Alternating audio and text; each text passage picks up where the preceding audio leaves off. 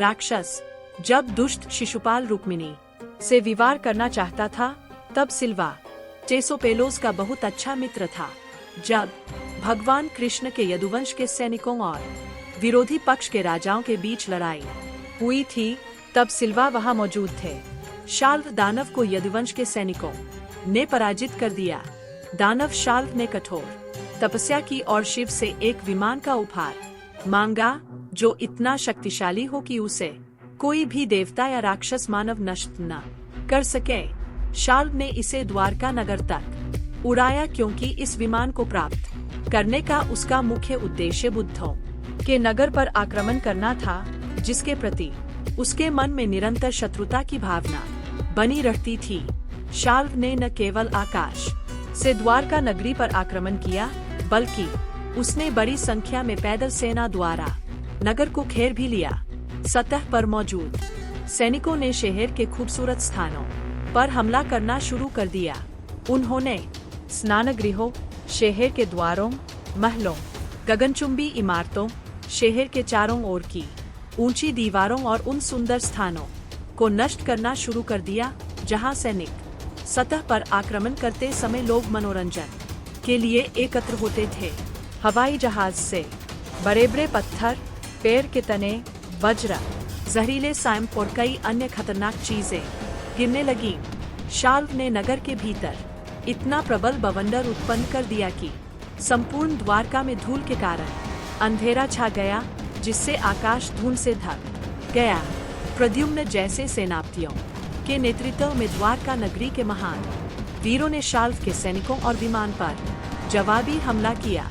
दूसरी ओर गद, सात्यकी और सांप जैसे वीर शाल्व के सैनिकों का संहार कर रहे थे।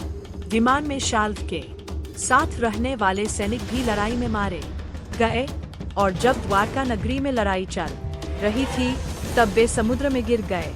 भगवान कृष्ण पांडवों और राजा युधिष्ठिर के साथ इंद्रप्रस्थ में रह रहे थे। शाल्व के साथ यह युद्ध राजा युधिष्ठिर द्वारा राजस्व यज्ञ किए जाने और शिशुपाल के वध के बाद हुआ था। जब भगवान कृष्ण को यह समझ में आया कि द्वारका नगरी में बहुत बड़ा खतरा है, तो उन्होंने विदा ली और तुरंत द्वारका के लिए चल पड़े। भगवान कृष्ण ने नगर की सुरक्षा के लिए बलराम को एक रणनीतिक स्थान पर तैनात किया तथा स्वयं अपने सारथी दारुक को रवाना होने के लिए तैयार होने को कहा। उसने कहा, दारुका, कृपया मुझे तुरंत वहां ले चलो जहां साल्वा रह रहा है। ही यदुवंश के सैनिक और योद्धा उस ध्वज को देखते थे। वे समय जाते थे कि भगवान कृष्ण युद्ध भूमि में एज। इस समय तक साल्वा के लगभग सभी सैनिक मारे जा चुके थे, परंतु जब शाल्व ने देखा कि कृष्ण युद्ध भूमि में आ गए हैं, तो उसने एक महान शक्तिशाली अस्त्र छोड़ा, जो एक विशाल उल्का के समान गर्जना करते हुए आकाश में उठ गया। यह इतना चमकीला था कि पूरा आकाश इसकी उपस्थिति से प्रकाशित हो गया। लेकिन जैसे ही भगवान कृष्ण प्रकट हुए, उन्होंने अपने बाणों से उस महान अस्त्र को सैकड़ों हजारों टुकड़ों में फाड़ दिया। भगवान कृष्ण ने 16 बाणों और बाणों की वर्षा से शाल्व को घायल कर दिया। उन्होंने हवाई जहाज को उसी प्रकार वश में कर लिया, जैसे स्वच्छ आकाश में सूर्य अपनी असीमित मात्रा में सूर्य की रोशनी से संपूर्ण आकाश को वश में कर लेता है। शाल्व ने कृष्ण के बाएं भाग पर गहरा प्रहार किया। शाल्व ने सोचा कि वह विजयी हो गया है, और उसने गर्जना करते हुए भगवान कृष्ण को इस प्रकार संबोधित किया, तुमने मेरे मित्र शिशुपाल को पराजित किया। हर कोई सोचता है कि आप एक महान योद्धा है और कोई भी आपको जीत नहीं सकता है, तो अब आपको अपनी ताकत साबित करनी होगी। मैं सोचता हूँ कि यदि तुम मेरे तीखे बाणों के साथ मेरे सामने और अधिक खड़े रहे, तो मैं तुम्हें कहीं दूर भेज दूंगा, कहाँ से तुम कभी वापस नहीं आओगे। इस पर भगवान कृष्ण ने उत्तर दिया, मूर्ख साल्वा, तुम बेतुकी बातें कर रहे हो। तुम्हें पता नहीं कि मृत्यु का क्षण पहले से ही तुम्हारे सिर पर है।